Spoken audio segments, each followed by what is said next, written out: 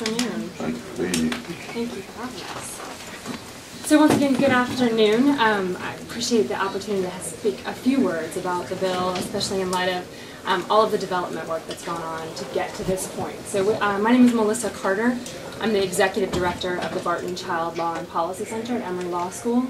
And with me is Pat Willis, who's the Executive Director of Voices for Georgia's Children, and Sharon Hill, who's the Executive Director of Georgia Appleseed Center for Law and Justice.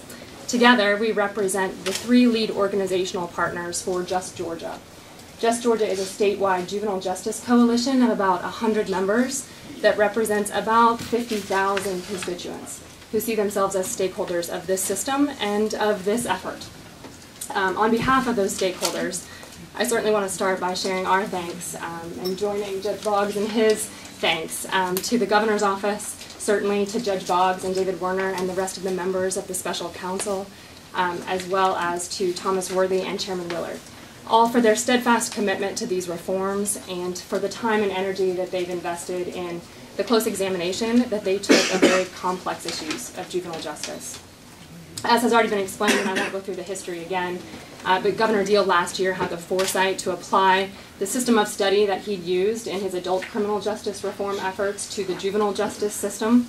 The efforts of the council were certainly thorough, and they were robust in their examination of the statewide data and the agency's performance, the system's performance in that regard. And they produced a number, as you've heard, of substantive recommendations that needed to be incorporated into our laws, into our state juvenile code, which of course is the body of laws that govern how abused and neglected children, as well as those who've been accused of violating our laws, are treated by our juvenile courts and by our child serving systems, our DFACS and DJJ as primary examples. Those substantive recommendations were strongly complementary to this set of recommendations that Just Georgia had brought forward and that many of you had considered in previous iterations that were meant to both modernize and restructure the juvenile code. And so the product that you have in front of you in House Bill 242 really is the marriage of these two very robust, comprehensive efforts. And in that way, we think has some great appeal in its the power of those two efforts. With respect to Just Georgia, our collective interest in this bill, what is now before you, really spans almost a decade.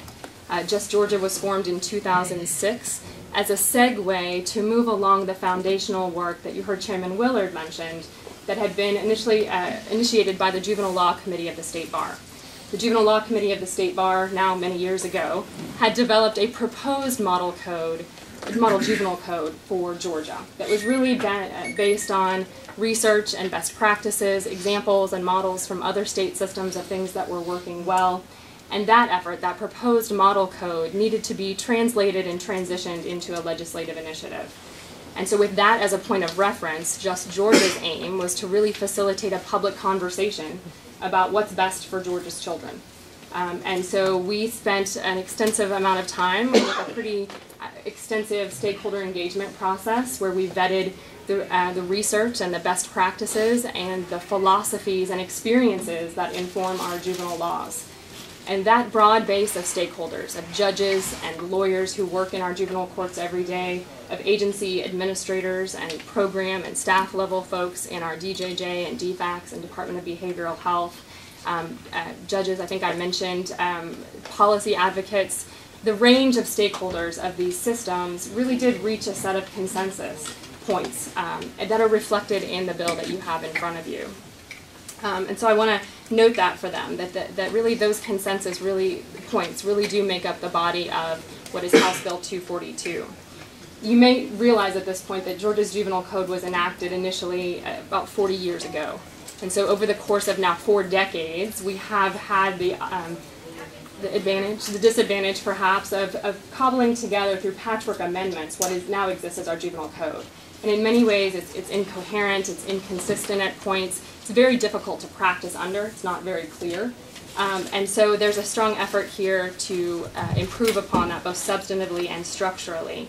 The bill before you now reflects the science and the best practice research, as well as through that stakeholder process, we would submit to you that it reflects the values and the priorities of Georgians for how we should be treating our children who are vulnerable and come before our courts. A couple of highlights. Obviously, you are well aware it's a 244-page bill. You've heard about the substantive reforms and that came from the recommendations of the council.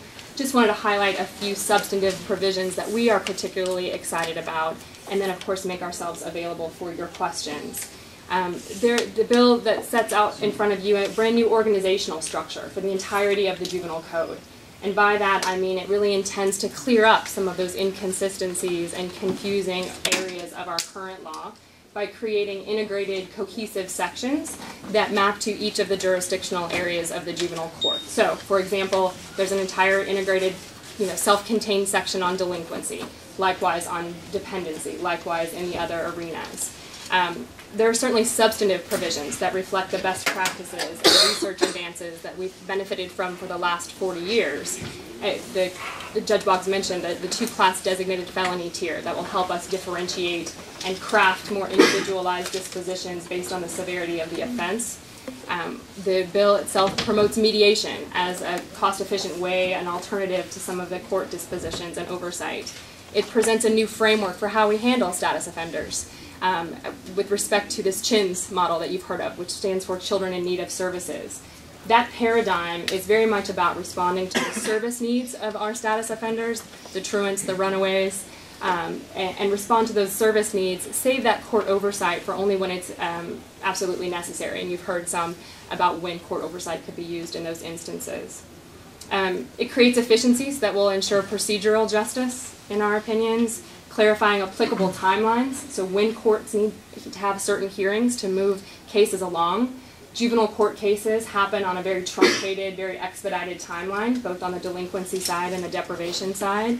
And that's really purposeful in that it's meant to resolve these cases in the interest of the family unit, as well as in the interest of the sense of time for that child who's growing and developing in all the time that they're involved in the court.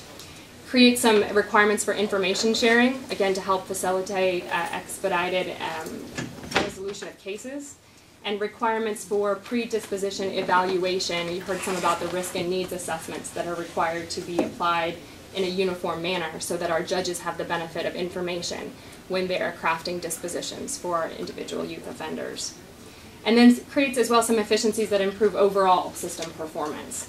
For example, information requirements, for data collection, sharing, and reporting, for example, and the incentives that you've heard about for performance-based contracting, and the development of these evidence-based or promising approaches for community-based service intervention that are more effective and more cost-efficient.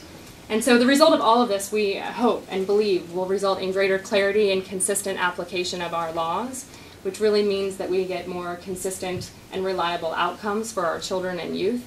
It means that we have a greater assurance of public safety and that we're using our state resources more effectively and efficiently by targeting them to the more effective interventions for youth. And so with all of that by way of a pretty broad and at the same time nutshell summary of the bill, we really are eager for your support and want to help you understand and the provisions of the bill and address any questions that you have.